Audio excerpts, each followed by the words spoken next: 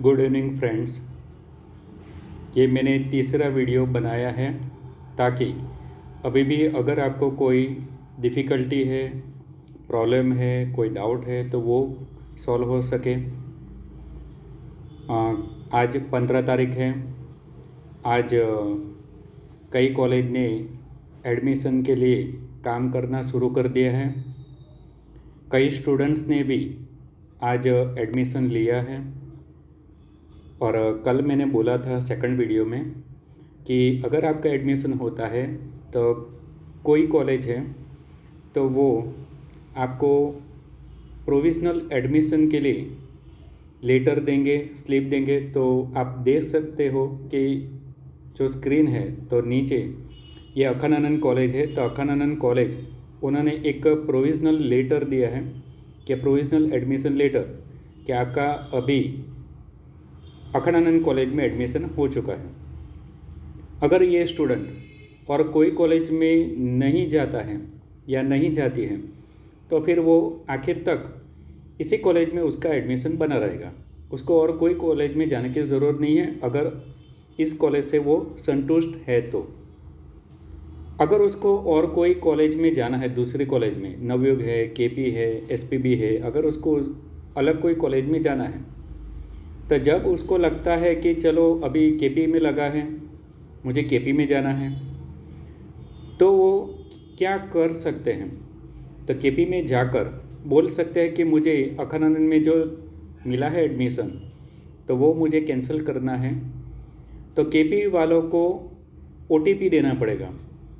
KP college में OTP देंगे तो अखानानंद में जो अभी प्रोविज़नल एडमिशन हुआ है, आप देख सकते हो इसका लेटर, तो वो ओटीपी केपी कॉलेज वाले को देंगे तो अखानानंद में से एडमिशन कैंसिल हो जाएगा और केपी कॉलेज में उसका एडमिशन हो जाएगा और उसका नाम केपी कॉलेज में चालू हो जाएगा। अगर वो और कहीं पर नहीं जाते हैं तो केपी कॉलेज में फाइनल तक, अंतिम तक वो रहेंगे। और अगर उनको एसपीबी लगती है तो वो एसपीबी में, यानी कि डैशबोर्ड में अगर उनको एसपीबी कॉलेज में रेड दिखाई देता है कि चलो इस तारीख से इस तारीख, यानी कि 2 दिन 3 दिन में आप अपना एडमिशन कंफर्म करवा लो, ऐसा डैशबोर्ड में दिखाई देता है तो वो वहाँ पर जा सकते हैं और बोल सकते हैं कि फ़िलहाल मैं केपी में हूँ और मुझे एसपीबी में लेना है। तो वो वापस एसपीबी में जाकर वहाँ पर ओटीपी देंगे तो केपी में से नाम निकल जाएगा और एसपीबी में उसका एडमिशन हो जाएगा। तो इस तरह से एडमिशन प्रोसीजर होती है, राइट। तो आई होप कि आपके डाउट्स क्लियर होंगे। अभी एक दूसरा स्टूडेंट है, उसका आप देखो डैशबोर्ड, कहीं पर भी लाल कोई भी कॉलेज में दिखाई नहीं देता है। क्यों नहीं दिखाई देता है? देखो 8 कॉलेज है पर लाल किसी में भी, कोई भी कॉलेज में नहीं दिखाई देता है। क्यों? क्योंकि उसके परसेंटेज देखो आप, 50.13, यानी उसके परसेंटेज मेरिट मार्क्स है वो कम है। तो अभी इसको क्या करना चाहिए? तो उसको 2-3 दिन वेट करना पड़ेगा। 8 में से कोई भी कॉलेज में लाल दिखाई देगा तब जाके उसको उस कॉलेज में जाकर एडमिशन करवा लेना है, राइट। यानी 2-3 दिन 4 दिन उसको वेट करना पड़ेगा। मैं यूँ बोलता हूँ कि आपको अगर कोई भी कॉलेज में एडमिशन मिलता है, फ़िलहाल आपको पसंद है कि नहीं पसंद है, आपके लिए अच्छी है कि नहीं अच्छी है, आपके लिए अगर वो फालतू कॉलेज भी है तो भी उसमें एडमिशन ले लो, राइट। फिर आपको जैसे धरो, आप मान लो कि आपके लिए ये अच्छी कॉलेज लगती है तो उसमें चले जाओ, उसके बाद उससे भी अच्छी कॉलेज लगती है तो उसमें चले जाओ। यानी जैसे जैसे आपके डैशबोर्ड में कॉलेज के नाम आते जाएंगे, रेड कलर में आते जाएंगे कि चलो इसमें लगा है, इसमें लगा है, तो आपको जो जो भी अच्छी अच्छी कॉलेज लगती है तो वहाँ पर आप जाकर कंफर्म करवा सकते हो। और जहाँ पर आप कंफर्म कराओ तो वहाँ पर ओटीपी देना पड़ेगा। ओटीपी दे दिया तो पुरानी कॉलेज जिसमें लगा है तो वो कैंसिल हो जाएगा और फिर नई कॉलेज में आपका नाम चालू हो जाएगा। पर आप वापस रिटर्न नहीं जा सकते। एक बार आपने अखंडानंद कैंसिल करवा दिया, फिर वापस आप अखंडानंद में जा नहीं सकोगे, ये ध्यान में रखना। यानी रिवर्स प्रोसीजर नहीं है। यानी जब भी आप कैंसिल करवाओ कोई कॉलेज, तब ध्यान रखना कि वापस उसमें एडमिशन मिलने वाला नहीं है। ओके, तो आई होप कि सबको समझ में आ चुका है।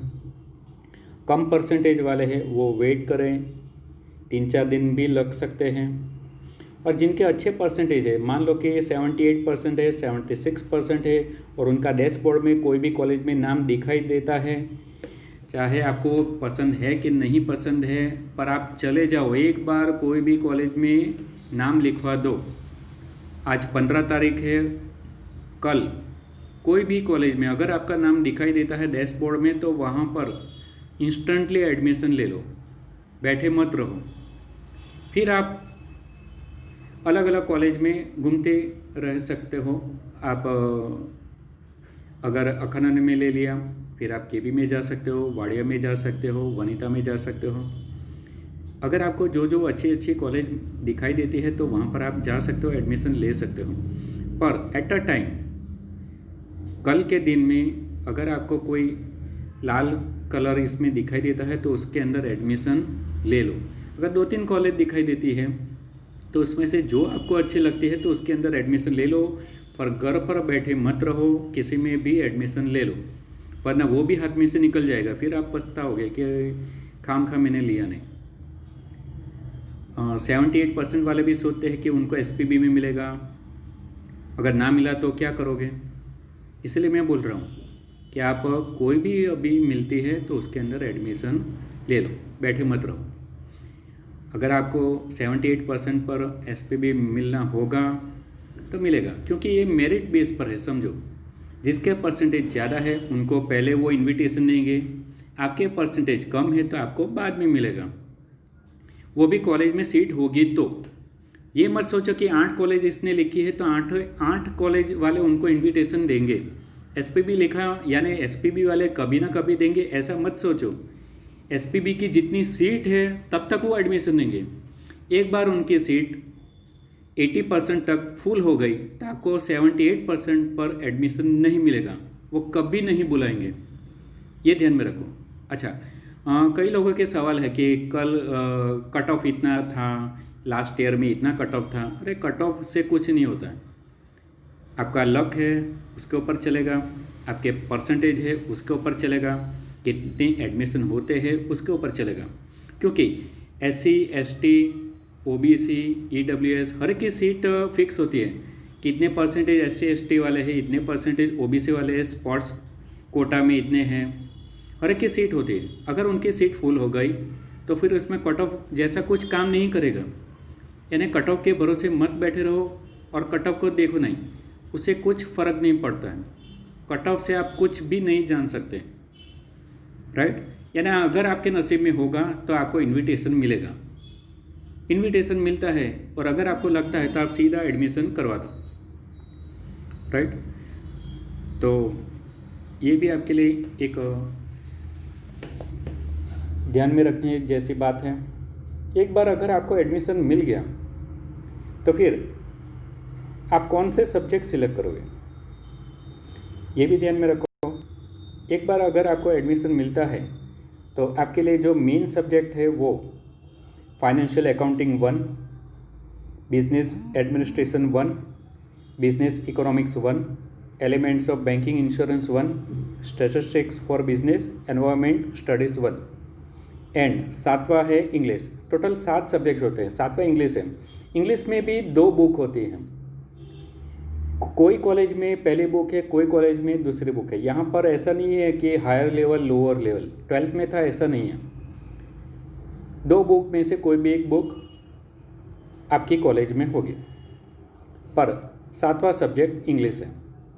और इसके अलावा भी ऑप्शन में सब्जेक्ट होते हैं, बैंकिंग के ऑप्शन में कोई और सब्जेक्ट हो सकता है, पर मेरी ये राय है कि आप ये 7 सब्जेक्ट ही सिलेक्ट करो। अगर कोई गुजराती मीडियम वाला है तो उसके लिए मैं बताऊं नाણાकीय हिसाबी પદ્ધતિ 1, વાણિજ્ય સંચાલન, ધંધાકીય અર્થશાસ્ત્ર, બેન્કિંગ, વીમાના મૂળ તત્વ, ધંધાકીય આંકડાશાસ્ત્ર, પર્યાવરણનો અભ્યાસ, ઇંગ્લિશ. 7 નંબર 8 નંબર કેન્સલ કરેલા છે, એ ઓપ્શનમાં આવે છે પણ એ તમારે લેવાના નહીં. બને એટલે મારી સલાહ છે કે એવા તમારે લેવાના નહીં. રાઈટ, લઈ શકો પણ બેટર છે કે કારણ કે આ બધાની બુક અવેલેબલ હોય છે. यानी दूसरे जो सब्जेक्ट है ऑप्शन में है तो उसकी बुक इसे अवेलेबल नहीं है, आपके लिए डिफ़िकल्ट हो सकता है. तो बेटर है कि ये जो 7 सब्जेक्ट मैंने बोले तो वो आप चूज़ करो. यानी आज से यूँ समझो कि 1 हफ्ते के बाद, 10 दिन के बाद, 20 दिन के बाद अगर आपकी कॉलेज जिसमें लगा है और आप फाइनली उसी के अंदर रहना चाहते हो, अगर वो आपकी कॉलेज बोलती है कि आप अभी कॉलेज का फॉर्म फिलअप कर दो, आपका परमानेंट एडमिशन हो गया है और आप भी उसमें रहना चाहते हो, फिर आप कॉलेज वाले बोलेंगे कि आप सब्जेक्ट चूज़ करो, तब आपको इस तरह के 7 सब्जेक्ट सिलेक्ट करने हैं. और जैसे मैंने एडवाइस दी उस तरह से सिलेक्ट करोगे तो आपके लिए फ़ायदेमंद होगा. राइट. और कॉलेज वाले जब बोलेंगे तब आपको फ़ीस भरनी है. वैसे यूनिवर्सिटी ने बोला है कि फ़ीस लेने की इतनी जल्दी नहीं है. राइट. यानी जब भी आपकी कॉलेज बोलेगी तब आपको फ़ीस भरनी है. और जो आपकी आखिरी कॉलेज है, फाइनल कॉलेज है, उसी को ओरिजिनल डॉक्यूमेंट्स देने हैं. वो मैंने कल के वीडियो में भी बोला है. बाकी किसी को भी ओरिजिनल डॉक्यूमेंट्स देने नहीं है. हाँ, कोई कॉलेज वेरिफिकेशन के लिए आपके पास ओरिजिनल मांग सकते हैं, उनको दिखाकर वापस ले लेना है.